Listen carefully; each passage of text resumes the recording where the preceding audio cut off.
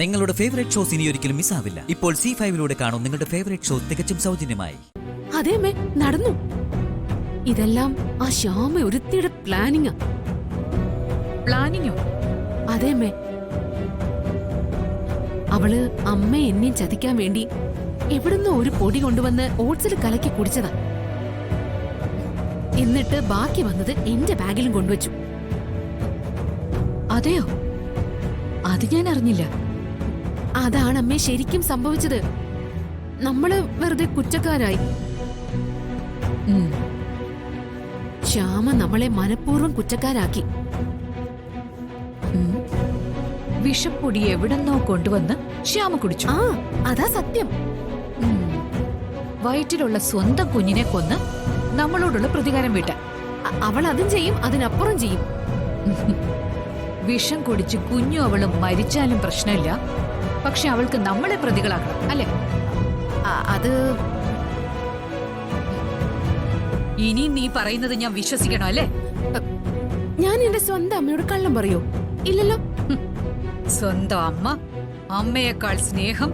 ഞാൻ അമ്മയ്ക്ക് വേണ്ടി ചാവും കുത്തും കൊല്ലും. ചക്കരയമ്മ, പാൽക്കട്ടി, എന്തൊക്കെയാ പലപ്പോഴായിട്ട് നീ എന്നോട് പറഞ്ഞിട്ടുള്ളേ? എല്ലാം സത്യമാണല്ലോ. എനിക്കൊരു മോളില്ലാത്തതാ. അപ്പോ ഒരു മോളുടെ സ്നേഹം നീ എനിക്ക് തരുന്നുണ്ടല്ലോ. എല്ലാം ഞാനങ്ങ് വിശ്വസിച്ചു പോയി.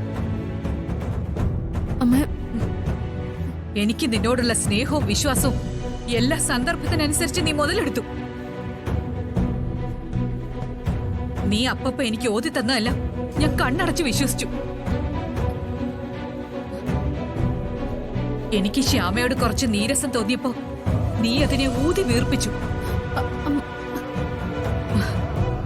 ആ ഇഷ്ടക്കേട് പരമാവധി നീ മുതലാക്കി, അല്ലേ?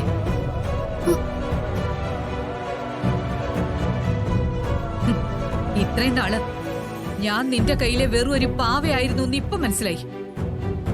നിന്റെ ഇഷ്ടത്തിനനുസരിച്ച് നീ എന്നെ കളിപ്പിക്കുകയായിരുന്നു. ഒടുവില് നീ എന്നെ ജയിലിൽ കയറ്റാനും നോക്കി. വേണം, ഇങ്ങനെ തന്നെ വേണം. നിന്റെ വാക്ക് കേട്ട് ശ്യാമയെ ദ്രോഹിച്ച് എനിക്ക് ഇങ്ങനെ തന്നെ വേണം. ഒരു മകളെ പോലെ നിന്നെ സ്നേഹിക്കുകയും വിശ്വസിക്കുകയും ചെയ്തൊരമ്മയ്ക്ക് ആ സ്നേഹം ഇങ്ങനെ തന്നെ തിരിച്ചു കൊടുക്കണം. അമ്മ, ഞാൻ ആകെ തളർന്നു നിൽക്കുക.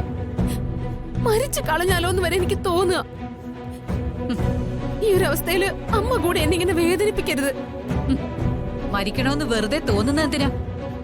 ഇതിനേക്കാളും നല്ലത് നീ അതങ്ങ് ചെയ്യും. ബാക്കിയുള്ളവർക്കെങ്കിലും സമാധാനം കിട്ടുമല്ലോ. എന്റെ അമ്മ തന്നെയാണോ ഈ പറയുന്നത്?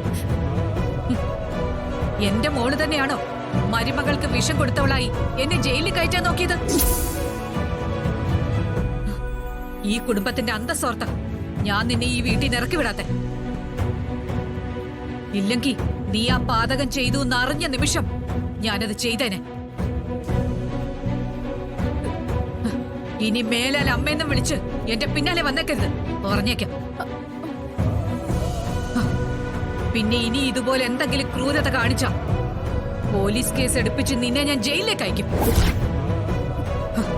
അടങ്ങി ഒതുങ്ങി ഇവിടെ കഴിഞ്ഞോണം, മനസ്സിലായോ? ഡൗൺലോഡ് ചെയ്യൂ C5 ആപ്പ്. കാണൂ എല്ലാ എപ്പിസോഡുകളും സൗജന്യമായി.